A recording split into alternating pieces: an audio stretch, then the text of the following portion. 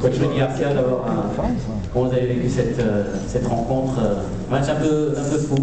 On a eu Didier Deschamps qui est très heureux de la tournure des événements. J'imagine que vous êtes un petit peu déçu. Dans ce genre de match et ce genre de scénario, c'est celui qui est frustré et déçu. Après, il faut garder positif. Autant je pense qu'à la mi-temps, on menait de manière un petit peu heureuse, parce que Miguel Angro a fait des gros arrêts.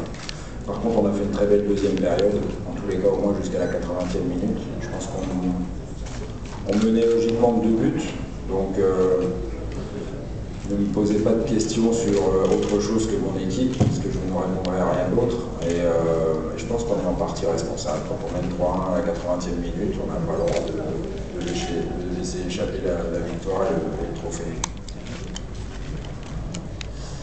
Bonsoir. Jean-Philippe Radio Max.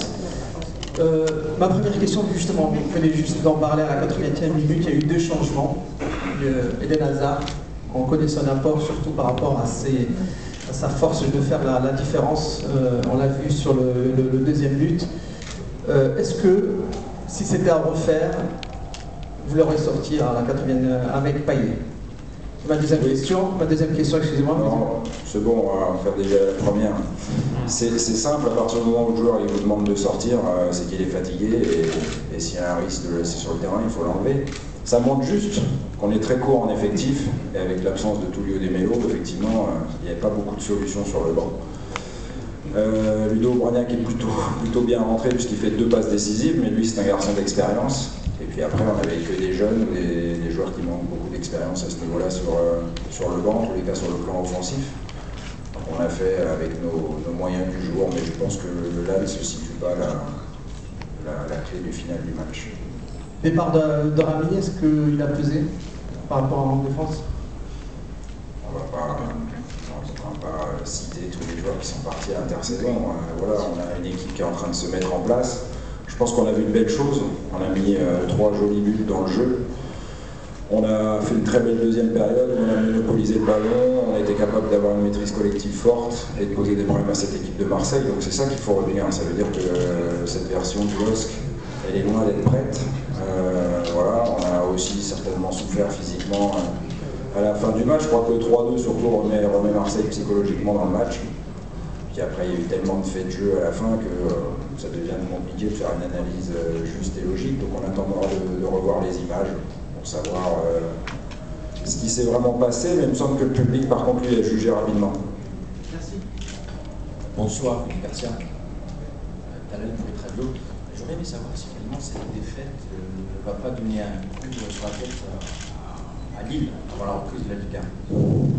Non, parce qu'on sait que c'est un match qui rentre dans la préparation pour être prêt pour le championnat, notamment le match à Nancy. Ce qui est surtout très dommage, le point noir de cette soirée, c'est l'expulsion d'Aurélien Tchédjou. Voilà, je pense qu'on peut siffler pénalty parce qu'après tout, c'est le choix de M. l'arbitre, il n'y a pas de raison. Mais enfin, je pense qu'il y a un manque de psychologie forte sur l'expulsion d'Aurélien Tchédjou. À partir du moment où on sait que les cartons sont préjudiciables pour le championnat, voilà, je pense qu'il y avait un minimum de psychologie et de réflexion à avoir, et manifestement ça n'a pas été le cas.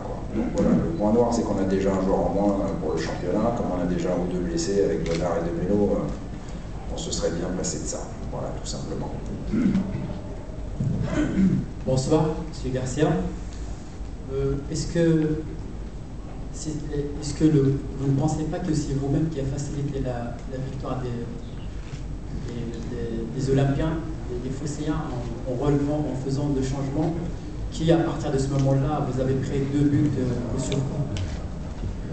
Il me semble que quand Ludovic et Brognac est rentré, on a marqué. Voilà, si ça peut répondre en partie à votre question.